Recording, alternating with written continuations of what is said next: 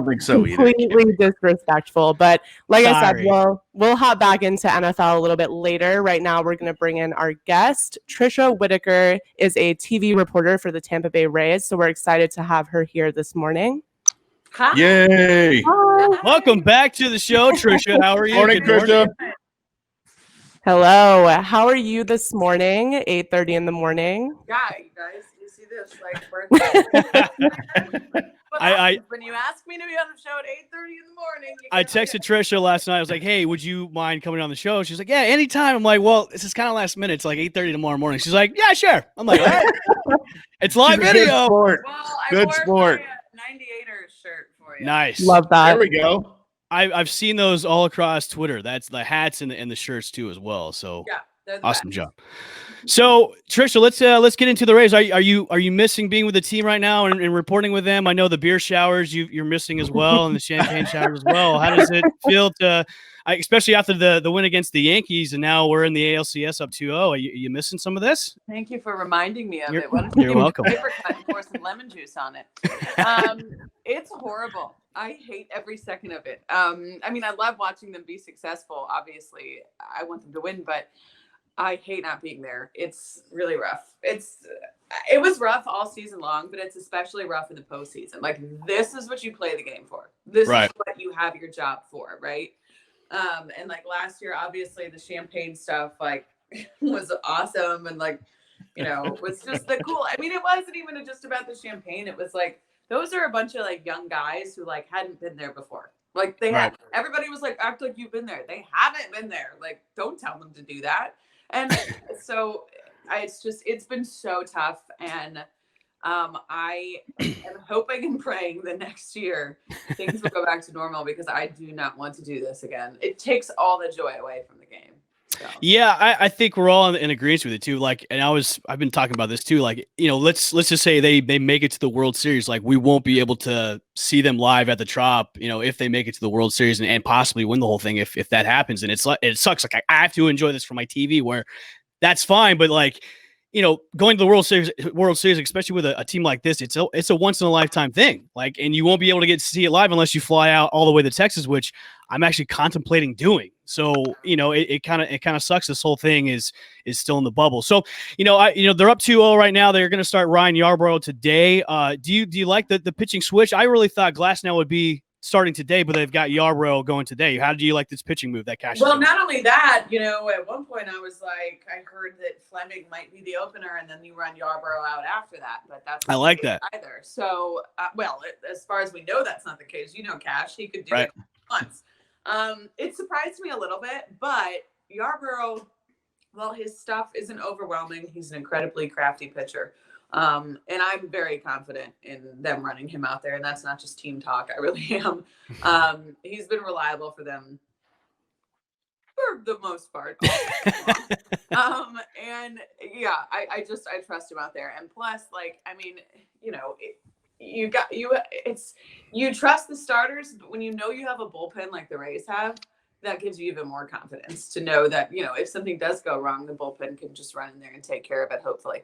Although last night almost gave me a heart attack.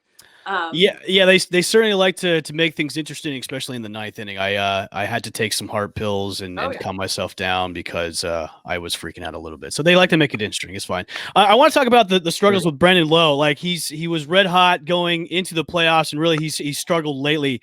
You know, what do you think is his problem? Is it just not focused? Is he just being kind of too nervous about things? What is Brandon Lowe's real problem in the playoffs so far? So Brandon Lowe, Lowe. I'm sorry, I get his name wrong. Okay, it's been drilled into my brain because he doesn't like it when people say it wrong.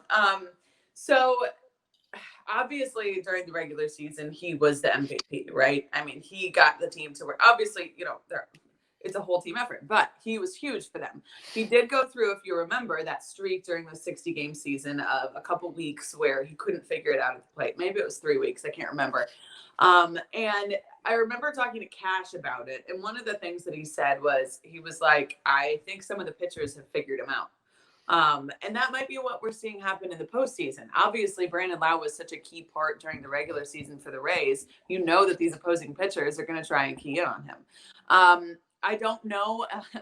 I wish I could be there to interview him and see how he's feeling, because you can, when you have covered a guy for this long, you could sense how he's feeling and what's frustrating him. But that's one of the things that sucks about this situation is I can't be there to, like, this sounds cheesy, but I can't be there to feel their emotions. I can't be there to like, even when they say, oh, everything is okay, I'll get it together, you know how they're feeling.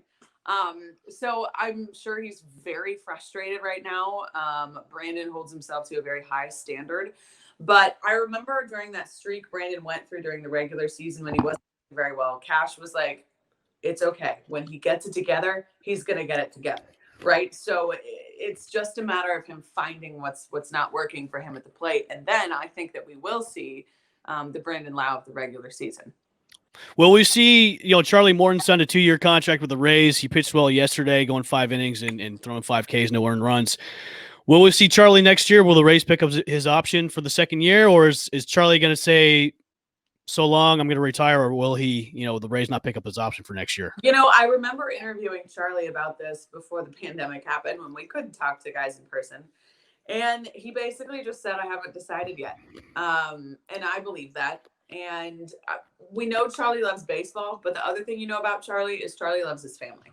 He loves his family so much. He has the greatest kids in the world. He always brags about them. So I don't know. I mean, I remember him saying one time in an interview, he was like, I don't have to play baseball anymore. It's like, I don't have to. And he's right. He's right. And, we always think of these guys as machines who just go out there and all they do is play baseball. Well, that's not the case with Charlie Morton, especially. He has so many different hobbies. He loves to play the guitar. He loves his kids. He loves things like that. I remember talking to him one time and he was just like, I just miss my family. I miss my family. I just miss them. And when he's at this age and when he's thinking about retiring, you've got to imagine that that's a tempting option to be like, I can just go home and chill with my kids because he's made a lot of money. He'll be fine the rest of his life. Yep. It depends. It depends if he gets that competitive itch again. It depends if he feels like he's got more in the tank. Again, I wish I could talk to him in person, but yeah, we'll see. We'll see. I hope that he's back because I love Uncle Charlie. I love him. He's the veteran of the team. I remember last year, this is my favorite story about Charlie Morton. Last year, when they clinched the postseason in Toronto, all the young guys were going insane, right? They're just going crazy, pouring beer everywhere. Everybody's chugging beer, chugging champagne. And Charlie is standing in the corner with his iPhone, like a proud father, just getting videos of all the guys celebrating because he wanted to take in the moment. And I interviewed him like right then and there. And he was just like, I just love watching these guys. These are young guys who haven't been there. He was like, it brings out a whole new joy for me in the game because he's been there. He was on the mound for Game 7 of the World Series. But that's Charlie in a nutshell. God, that makes me feel old because I think he's my age. I'm 37. See, I would be partying instead of taking photos. I'm like, dude, that makes me he had feel a beer so in his hand, but okay. he was still, it was very much a proud dad moment. And I thought it was so sweet. Trisha, before we get out of here, if the Rays, sweep the Astros or they take the series no matter what, will we see any champagne popping and doing any champagne showers at your home? Oh, for sure. Absolutely. Okay. Just wanted to know that. Well, here's the thing, though. Last time when they won the ALDS, I tried to do it myself, and I realized how much I needed the players because I could not get the thing to pop. So I pop it, and it's just like. Remember, you gotta shake it up and then pop it out. Yes, okay. I know that now. Okay, I gotcha. Well, Trisha, thanks for coming on the show this morning. I know it's an early call for this morning show. We're at nights now. We're back to normal to go into the mornings again. So thank you for coming on. You can find her on Fox Sports Sun, Florida, when the Rays resume next year. Hopefully, we'll see you again. And thanks for coming on, Trisha. Thanks, guys. See you later. Thanks, Trisha. Trisha Whitaker, awesome. everybody. Thanks for coming. Buddy, it's so great to see